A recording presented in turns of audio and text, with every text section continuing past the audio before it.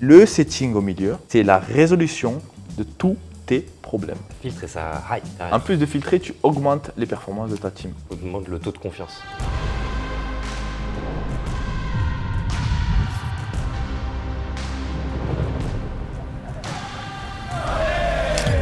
Bienvenue à toi dans ce podcast, ici Isma avec Vincent. Salut Vincent, ça va? Vincent. En forme? Salut.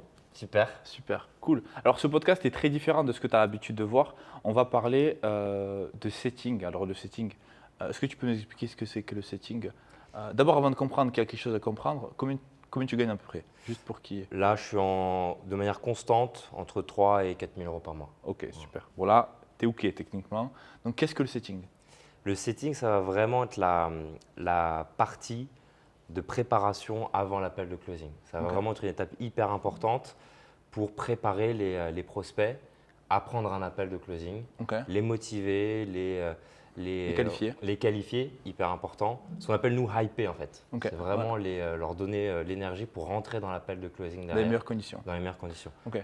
Donc du coup, juste pour montrer, donc un setter peut être utilisé pour différentes choses, mais en gros, le setter, c'est la personne qui va justement soit parler à une audience, c'est-à-dire que disons que tu es un infopreneur, un influenceur qui a 200-300 000 followers, ce qu'il va faire, c'est que parfois tu vois des posts ou des stories où les personnes disent, l'influenceur disons qui est dans le fitness, il dit si tu veux perdre entre 5 kilos avant l'été, réponds à cette story en mode avec un emoji flamme ou un truc comme ça. Donc l'audience va interagir avec l'influenceur et tous les messages que tu vas recevoir après, la conversation par SMS ou par texto ou par Instagram, c'est être un setter ou des setters. Et le but du setter, c'est d'interagir avec l'audience. Donc tu peux être setter et tu peux générer de l'argent directement depuis ton téléphone en envoyant des SMS, parfois en ayant des conversations au téléphone. Donc le but, c'est d'enchaîner avec le prospect, discuter avec le prospect et s'il est qualifié, au bout de 3-4 échanges, si tu veux en savoir davantage, je peux te réserver un appel avec notre équipe. Et le but du setter, c'est de réserver des appels pour l'entreprise. Et puis ensuite, c'est le closer qui prend le relais. Et lorsque le closer, donc les setters sont payés de deux manières différentes, ça dépend de la stratégie de l'entreprise, soit c'est par appel réservé, ou sinon c'est par vente effectuée. Exactement. Donc voilà, donc ok, cool. Donc toi, quel était ton parcours et un petit peu pour que les gens… Moi, en fait, juste avant ça, pour tout te dire, j'étais livreur Uber. Ok. Donc c'était la galère, c'était pas forcément évident. Il y a à peu près un an, au même moment, j'étais sur mon scooter sous la pluie. Wow. Et en fait, je cherchais une solution parce que livreur Uber en scooter, c'est quand même galère, on va pas se mentir. Où ça, à Paris? À Toulouse. À Toulouse. À Toulouse. Okay. Donc, mais il fait quand même froid l'hiver à Toulouse. Et en fait, il pleut toujours. Je suis tombé en plus en scooter. Il avait une plaque de verglas, donc à un moment là, je me suis dit stop. Tu passes tellement d'heures en fait en train de conduire, c'est qu'une question de temps avant que… C'est ça. Statistiquement… C'est exactement ça. C'est ce que je me suis dit. En fait, plus je reste longtemps sur mon scooter, plus je me rapproche de l'accident. Ouais. Plus je peux avoir quelque chose, plus bosser, plus rien du tout. Du coup, là, ça a un peu fait le tilt. Et je me suis dit, il faut que je trouve une solution pour gagner de l'argent de manière un peu plus décemment. Voilà. Et je cherchais un peu des side hustles, des Tu connaissais déjà tout le dropshipping? J'avais côtoyé quelques dropshippers. C'était pas quelque chose qui… Dropshipper, c'est assez drôle. Ça fait penser à Dora l'exploratrice et shipper de ship. Je sais pas comment on dit, mais c'est ça, c'est dropshipper. Et du coup, je cherchais. Puis à un moment, j'ai vu une annonce sur le setting, sur Internet, là, sur Facebook. Et je me suis dit, la description, c'était vraiment déjà, il n'y avait pas forcément besoin de se montrer. Et c'est être sympa au téléphone. Et c'est des appels de 10-15 minutes maximum. Et des SMS. Et des SMS, voilà. C'est vraiment de temps en temps des appels et beaucoup de SMS. Ouais, c'est ça. Que ce soit sur les réseaux, etc. Et si tu fais, t'as un choisi quoi. Et tu fais quand tu veux. Voilà, tu fais, faut réserver des plages horaires. Ouais. Mais voilà, pendant ces plages horaires, tu bosses et après, tu 3 à 4 heures par jour. 3-4 heures par jour. Nickel. Où tu es efficace, tu prends des SMS. Et voilà. Ok, cool. Et je me suis dit, en plus, ça m'a rappelé d'anciennes expériences où j'étais beaucoup au téléphone. Je me suis dit, mais en fait, je suis quelqu'un, j'aime bien parler, j'aime bien motiver les gens. Je vais envoyer un message et voir ce que ça donne. Et puis de là, voilà, on a commencé, j'ai fait des sélections et puis après, c'est parti. Cool. Donc la traduction, c'est appointment setter. Appointment setter, c'est réservation de rendez-vous finalement. Prise de rendez-vous, faire la prise de rendez-vous finalement, c'est ça. Et la raison pour laquelle tu es aussi bien payé, c'est parce qu'on est dans le high ticket. Je ne fais pas de la réservation d'appel pour tout et n'importe quoi. Je fais de la réservation d'appel pour des produits, des prestations qui sont à 2, 3, 4, 5 000 euros. Donc du coup, quand tu réserves un appel, disons que ça peut être, là je t'ai évoqué le point d'un influenceur qui a 200 000 followers. Mais tu peux prendre aussi ce cas-là où c'est par exemple une personne qui a une base email, une base de numéro de téléphone de 200, 300 000 personnes et qui n'a jamais vraiment utilisé le potentiel. Exactement. Et les entreprises, c'est comme ça aussi, on aide les entreprises à générer des résultats. Et la manière la plus rapide et efficiente de les aider, c'est en fait, tu n'as même pas besoin d'un tunnel de vente, tu n'as même pas besoin de dépenser des budgets en publicitaire. On peut juste mettre 2 ou 3 setters et tu génères des revenus sans dépenser d'argent finalement. C'est ça, en fait, il y a beaucoup d'infopreneurs, on ne se rend pas compte, mais ils ont des listes Ouais, entières ouais. de leads prêts à être appelés. Ouais. Et ça, ils savent pas, soit ils ne savent pas forcément faire, soit ils n'ont pas le temps, Ils n'ont pas le process. et ils n'ont pas le process. Et donc, en fait, Parce qu'il y a une manière très fine de le faire en fait. Et Exactement. si tu ne suis pas le processus, tu casses la machine voilà. et ça ne fait pas sens. Ouais. Et en fait, voilà, il faut envoyer des SMS sur cette liste qui est déjà existante. Puis les Et- personnes Et les personnes répondent, ce sont déjà des gens qui sont intéressés, Ouais. qui ont un minimum d'intérêt.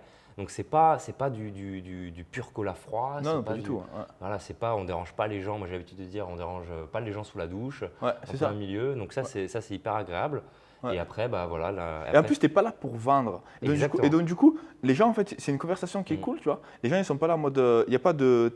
On n'est pas d'un point de vue opposé. On est du même côté de la table. Donc voilà, j'ai vu que tu avais ça. Est-ce que ça t'intéresserait d'avoir un appel? Ok, super. Bon, mais super. Et tu prends une vente sans vendre. Tu prends C'est ça. des commissions sur des ventes sans vendre. C'est ça. Et ça, c'est lourd. Ouais. Exactement. Et on rentre pas dans les objections. Ça, c'est vraiment, on est là pour c'est un échange en fait. Ouais. C'est vraiment un Ouais. échange Ouais. sympathique Ouais. avec une personne, montrer que c'est vrai, que c'est réel, et c'est créer une connexion. Et à partir de là, le Ça process s'enchaîne. est lancé. c'est clair. Et derrière le closer.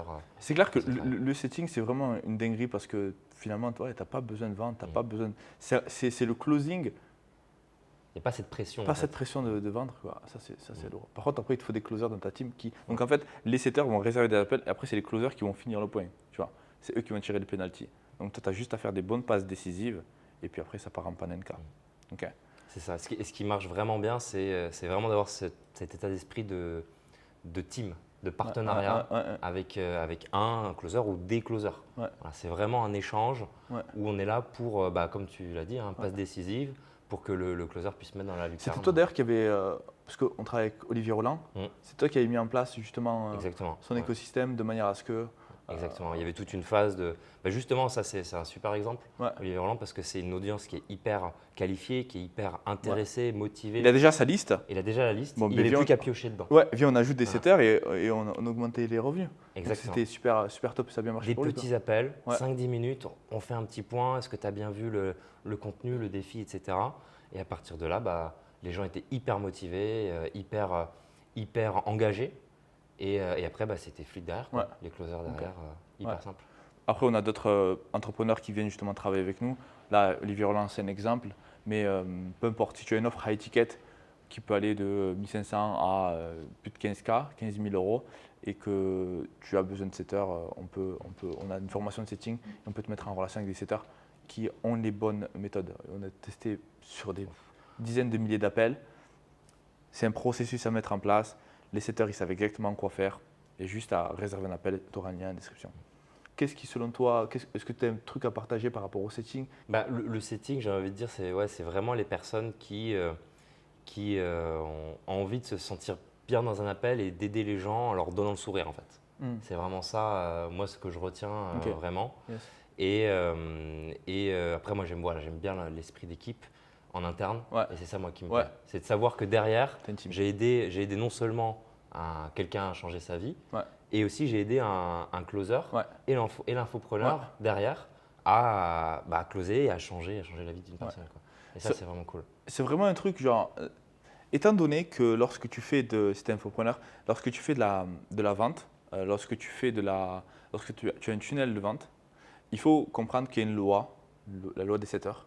On appelle ça la loi des setters, c'est combien de temps une personne doit consommer ton contenu avant de justement se sentir confortable sur le fait d'acheter.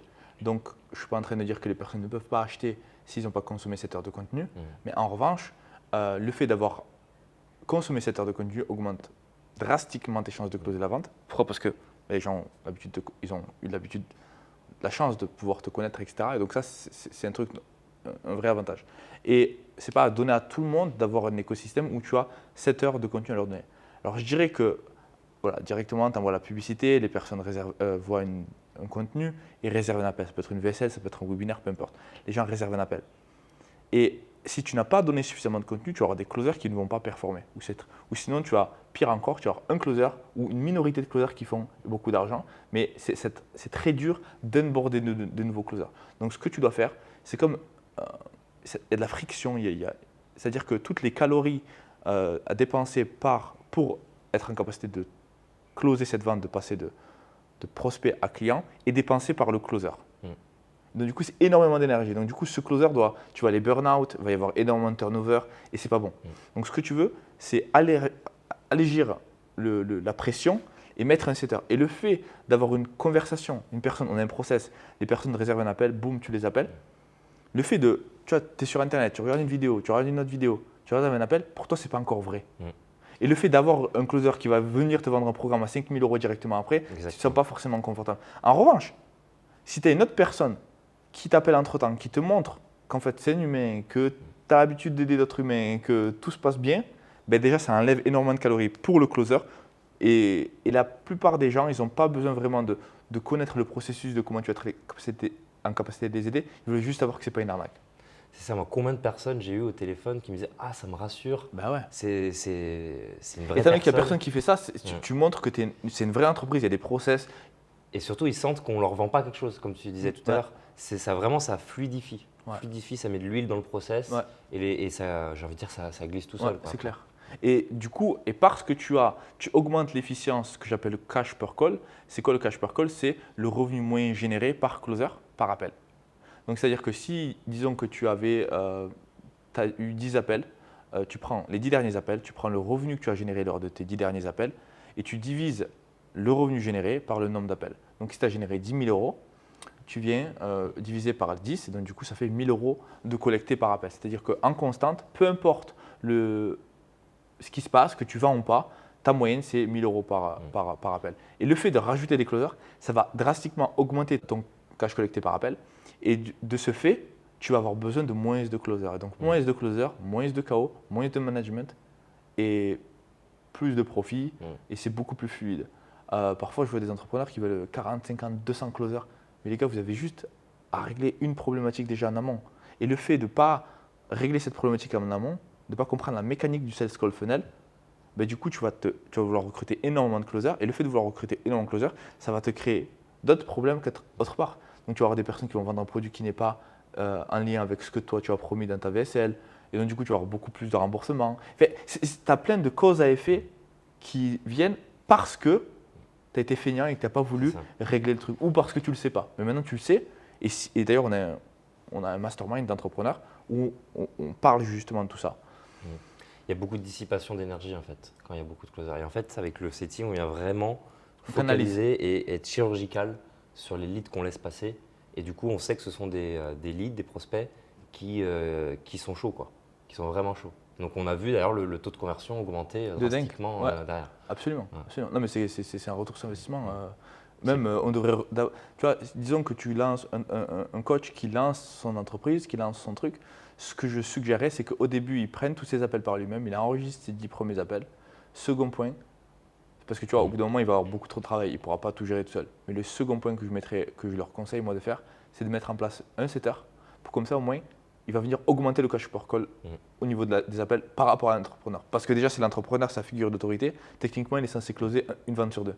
Et parce que tu mets un point de setting en amont, le setter qui met en valeur l'entrepreneur, qui répond aux objections déjà avant de les faire et qui a une interaction déjà humaine, l'entrepreneur va passer à 80% de taux de conversion et là, il va vraiment faire énormément d'argent, suffisamment pour pouvoir préparer des process et puis après faire rentrer 2 closers. Toujours recruter 2 closers en même temps, pas un, parce que sinon, tu n'as pas de point de référence. Et si tu en as un qui ne performe pas, ben, tu te demandes pourquoi ça ne fonctionne pas. Alors que si tu en avais 2, tu en as un qui close à 15%, l'autre qui close à 10%, tu sais que ça vient peut-être d'autre part. Alors je sais que je suis infopreneur, j'ai plusieurs entreprises, et je sais que j'ai horreur que lorsque mes closers me disent « ouais, les calls ne sont pas qualifiés ». Donc oui, il y a une partie où les closers te disent que les calls ne sont pas qualifiés, mais les closers vont toujours remettre la faute sur les leads et les personnes qui font la publicité, les marketeurs vont toujours remettre la faute sur les closers.